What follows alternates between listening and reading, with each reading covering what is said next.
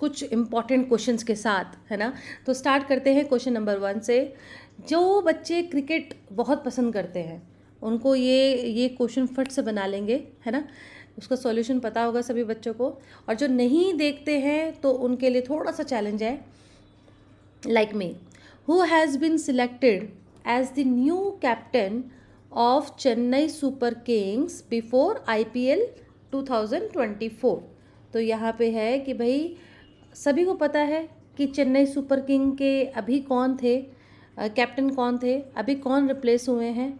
ठीक है, रिप्लेस हुए हैं ये हो सकता है डाउट में, लेकिन उनके चेन्नई सुपर किंग के कौन कैप्टन रहे हैं, आई होप ये सबको पता हो। चलिए, न्यू बने हैं Ruturaj Gaikwad, Sachin Ravindra Jadeja, Sameer Rizvi. So the correct answer is yes, Ruturaj Gaikwad. अब देखो, अभी जो है ये तो हमने देख लिया कि भाई सही आंसर क्या है, लेकिन थोड़ा सा प्लेयर के बारे में जानना है। तो अभी हमारे MS धोनी जो हैं वो बने हुए थे, अब उन्होंने कैप्टनशिप अपनी डाउन स्टेप किए है और नया ज्वाइन किया है उन्होंने। किसने नए अपॉइंट हुए हैं? ऋतुराज गायकवाड़। ठीक है, अब इनके बारे में थोड़ा सा जानते हैं। ये चेन्नई सुपर किंग में 2019 से जुड़े हुए हैं। ये 52 मैचेस अभी तक खेल चुके हैं इंडियन प्रीमियर लीग में। ठीक है, इस पीरियड में 52 2019 से लेकर अभी तक। He was the second highest run scorer in the tournament with 660 runs in his 5 innings. ठीक है, he was the captain of a young India squad that featured in the 2023 Asian Games in Hangzhou. ठीक है, so these are the important facts of this player Ruturaj Gaikwad. Next question we have, where was the fourth Shanghai Cooperation? Fourth Shanghai cooperation, देखो SCO की बात है, लेकिन SCO के आगे word है वो इम्पॉर्टेंट, उसको ध्यान से सुनिए। स्टार्टअप फोरम, यानी कि एक शंघाई कॉपरेशन ऑर्गेनाइजेशन जो पहले से चला आ रहा है। ठीक है, जो 1996 में आपका शंघाई 5 से रिप्लेस होकर आपका बनता है SCO 2001 में। लेकिन यहाँ पे बात हो रही है स्टार्टअप फोरम, यानी स्टार्टअप्स को प्रमोट करने के लिए एक सम्मेलन हुआ है, वो भी फोर्थ, यानी कि पहला दूसरा तीसरा यानी फोर्थ हुआ है। फोर्थ कहाँ हुआ है? New Delhi, Mumbai, Chennai, none of this. So the correct answer is yes, New Delhi. ठीक है, थोड़ा सा जानते हैं ये इनिशिएटिव। जब बात आ रही है स्टार्टअप की तो yes of course, to promote startup among the members of SCO। SCO में टोटल 8 मेंबर्स हैं। 8 मेंबर्स के बीच में स्टार्टअप इंट्रैक्शंस को प्रमोट करना है ना, तो उसके लिए कुछ ना कुछ रियायतें दी जाएंगी, बिल्कुल दी जाएंगी, ताकि स्टार्टअप्स और भी ज़्यादा आगे बढ़ें।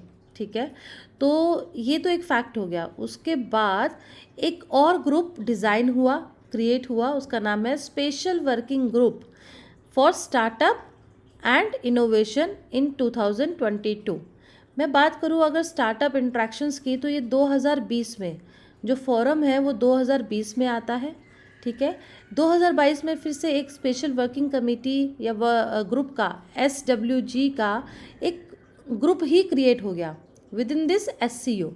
किस पर्पज़ से? For startup and innovation. तो जितने भी मेंबर्स हैं वो अग्री हुए कि भाई इस ग्रुप का गठित होना ज़रूरी है। ठीक है, और ये कहाँ पे हुआ? 2022 के। ये इम्पॉर्टेंट है क्योंकि अभी इंडिया जो है वो 2024 इस साल नवंबर में होस्ट करेगा सेकंड मीटिंग ऑफ SWG, जो कि पहली मीटिंग कहाँ हुई थी? 2022 के उज़्बेकिस्तान। ये इंपॉर्टेंट फैक्ट है, पूछ सकता है प्रीलिम्स में, UPSC में या किसी और एग्ज़ाम में भी, PCS में, कि भाई 2024 में इंडिया होस्ट करेगा SWG को। पहला इसका समिट कहाँ हुआ था? तो उज़्बेकिस्तान में हुआ था 2022 में। ठीक है, और स्टार्टअप फोरम का जो 5th होगा, अभी 4th हुआ है, 5th यानी अगले साल जनवरी 2025 में भी इंडिया होस्ट करेगा।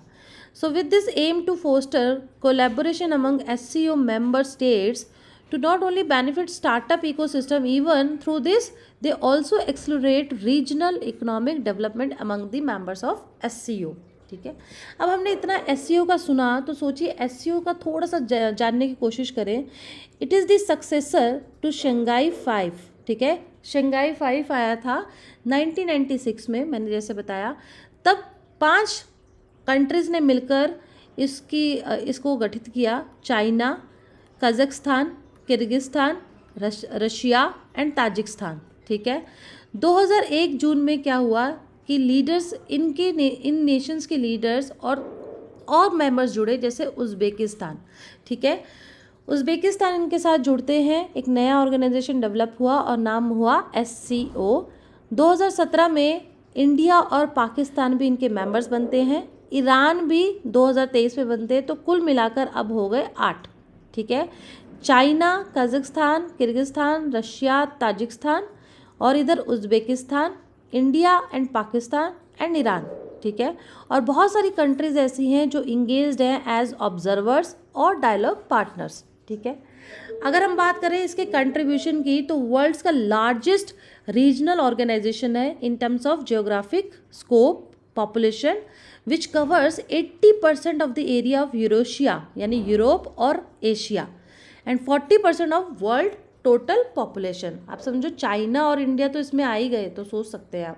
ठीक है, so this is all about SCO. Now let's move to the next question. World forestry day कब मनाया जाता है? हर साल मनाया जाता है. 21 March, 22 March, 23 March, none of this. So the correct answer is yes, आपका 21 मार्च.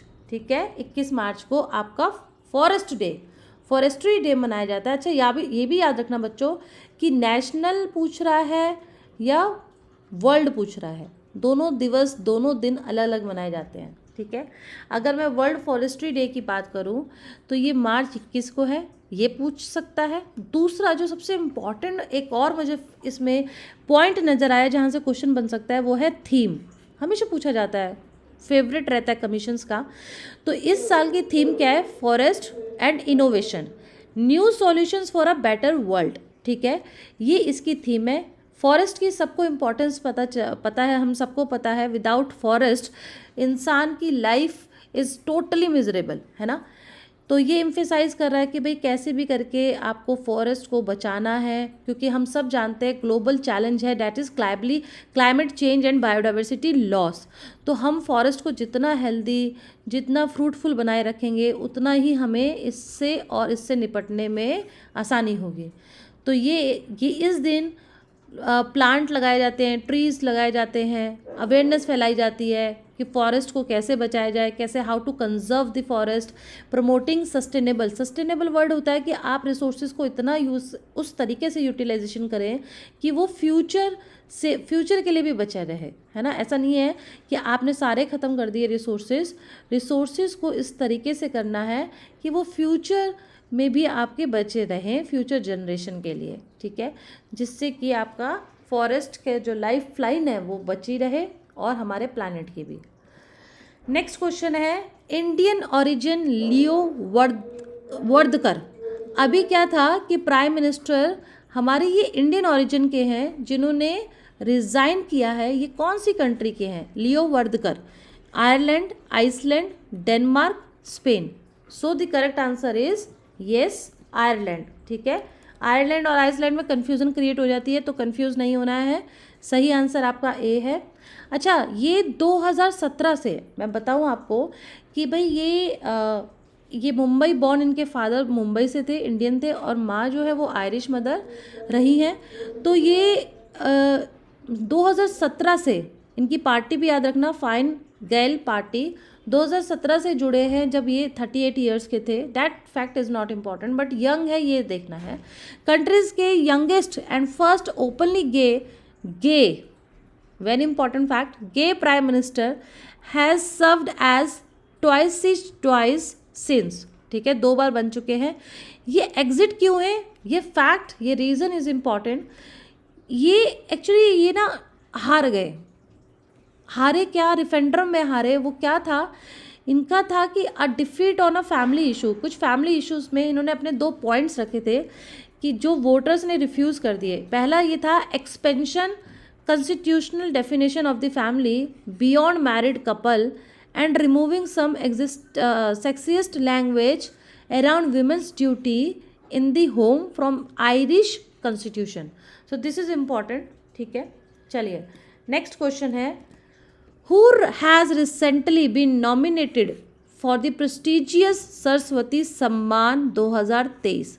सरस्वती सम्मान किसे मिला है ये याद रखना है, Prabha Varma, Padma Sachdev, Shiv Shankari, none of this.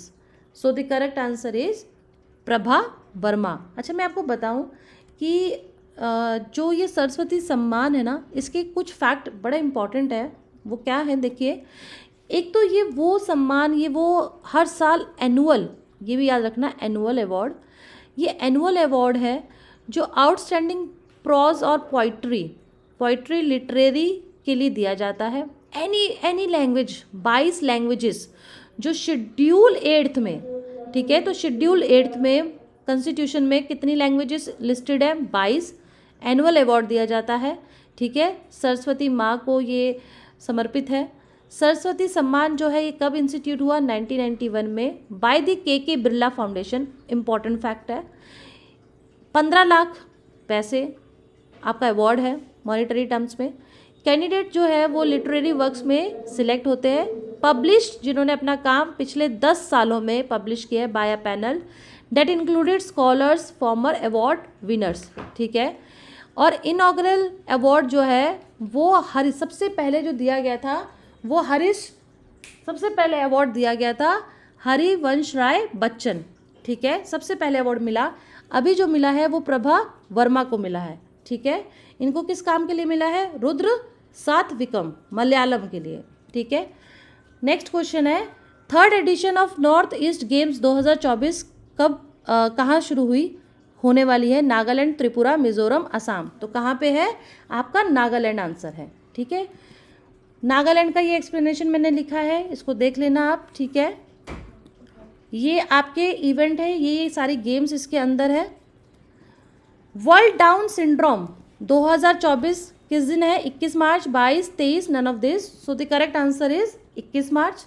ठीक है, वर्ल्ड डाउन सिंड्रोम आप सभी को पता है कि एक बीमारी है. ठीक है, condition date affect the physical and mentally दोनों को डिस्टर्ब अफेक्ट करती है. Communication and social interaction challenges हो जाते हैं सिंड्रोम में. ठीक है, ये इम्पॉर्टेंट है, ये फैक्ट इम्पॉर्टेंट है. तो इस दिन जागरूकता फैलाई जाती है कि कैसे जो है इसका ट्रीटमेंट होना चाहिए, क्या क्या थेरेपी है, क्या क्या एक्सरसाइज है, सो डैट कि ठीक हो सके, बचा जा सके. ये 60 साल तक की उम्र में होता है. ठीक है, world oral health day, oral जो बीमारियां हैं उससे बचने के लिए अवेयरनेस फैलाई जाती है. कौन सा दिन है, 22 मार्च, 23 मार्च, 20 मार्च, 18 मार्च. तो करेक्ट आंसर इज 20 मार्च. ठीक है, जिस दिन जब भी आप डे की याद करते हैं तो डे के साथ साथ आपको थोड़ा सा उसके बीमारी या फिर उस पॉइंट के लिए भी जानना है कि आखिर वो है क्या. ठीक है, मैं PDF शेयर कर दूंगी टेलीग्राम में, आप वहाँ पे भी जाके देख सकते हैं. तो ये वर्ल्ड हेल्थ ऑर्गेनाइजेशन जो 6 है रीजन साउथ ईस्ट एशिया, उन्होंने ये बताया रिपोर्ट में कि सबसे ज़्यादा जो 2019 में एक ओरल डिसीज़ देखी गई है वो साउथ ईस्ट एशिया में देखी गई है. सबसे बीमारियां 900 मिलियन अप्रॉक्स केसेस आए, जिसकी वजह से कैंसर, ओरल कैंसर इंसिडेंस और मोर्टालिटी रेट्स भी बढ़ा है. ठीक है, more than double the global average. तो ये आपको फैक्ट थोड़ा सा, जब भी रिपोर्ट्स का कोई फैक्ट होता है वो ध्यान रखना है. तो अभी जो एड्रेस कर रही है वर्ल्ड हेल्थ ऑर्गेनाइजेशन, उसने प्रोवाइड किया है action plan for oral health in south east Asia 2022 से लेके 2030. तो ये रीजन थोड़ा सा याद होना चाहिए. नेक्स्ट क्वेश्चन है, वुमेन ने, national commission for women signed an MOU with security. कौन सा है आपका, central armed police force, central reserve police force, railway, central industrial security. तो करेक्ट आंसर आपका है रेलवे. ठीक है, तो ये थोड़ा सा एक्सप्लेनेशन देख लेना आप. वाल्मीकि टाइगर रिजर्व ये कहाँ पे है, बिहार, मध्य प्रदेश, गुजरात, उड़ीसा. तो करेक्ट आंसर है आपका बिहार. ठीक है, बिहार में है, बिहार, तो ये आप उसको पढ़ लेना, ठीक है। चलिए, with this I am concluding session here only, so she is my baby, ठीक है। चलिए, please like share and subscribe my channel, thank you.